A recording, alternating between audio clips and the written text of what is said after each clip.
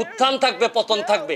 তারপরও যে যে আদর্শের আছি, এই আদর্শের দুঃসময়ে যদি থাকতে না পারি, না হয় আমার এমপিত্ব যাবে, আমাকে না হয় কেউ আর ফলো করবে না, আমাকে জাতীয় বেঈমান বলেন। তারপরও আমি বিশ্বাস করি, আমি জননেত্রী শেখ হাসিনাকে শেষ পর্যন্ত আমি চেষ্টা করব তার সাথে থাকার। আমি কোনোভাবেই এই দেশ ছাড়বো না। এই দেশ আমার। দেশ ছাড়বো তো আমি কখন, যদি আমার এমন কোনো অসুখ হয় যেটা দেশে কোনো আর রোগ, এই রোগ দেশে কোনো চিকিৎসা নাই, তাতেও আমি মনে করি মৃত্যু তো হবেই।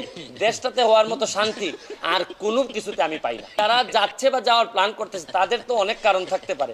তবে আমি মনে করি, মনে রাখবেন, প্রকৃত আদর্শের একটা মানুষ কোনোদিন তার আদর্শের মানুষকে এই বিপদে রেখে, ক্রাইসিস মোমেন্টে রেখে যাইতে পারে না।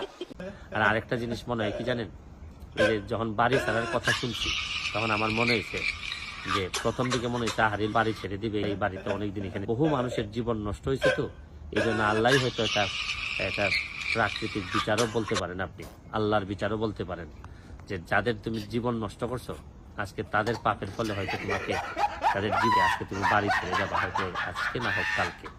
তো আমি বিশ্বাস করি যে আপনার কর্ম কখনোই আপনাকে ফেরত না দিয়ে যাবে না।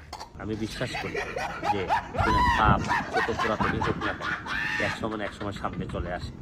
এবং এই জন্যেই সময় থাকতে থাকতে যারা এরকম বড় বড় পাপ করে বিভিন্ন জায়গায় দখল করে আছেন পাবলিকের স্বার্থে, আমার মনে হয় আপনাদের আস্তে আস্তে চিন্তা করা উচিত যে এগুলো ছেড়ে দিতে হবে, নাহলে অনেক সময় এসে এমনভাবে ছাড়তে হবে যে আপনাদের অনেকেরই ক্ষতি হয়ে যাবে, অনেকেরই মানে ইজ্জত সম্মান নষ্ট হওয়ার সম্ভাবনা আছে।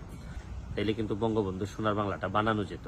এবং আমরা যে প্রক্রিয়া এখন শুরু করছি, উন্নয়নের যে মহাসড়কে যাচ্ছি, এখানে সবচেয়ে বড় বাধা হচ্ছে যে দুর্নীতি। এই দুর্নীতিরে ঠেকাইতে না পারলে আমাদের অনেক সমস্যা হয়ে যাবে। আজকের মতো বিদায় নিচ্ছি। ভালো থাকবেন, সুস্থ থাকবেন।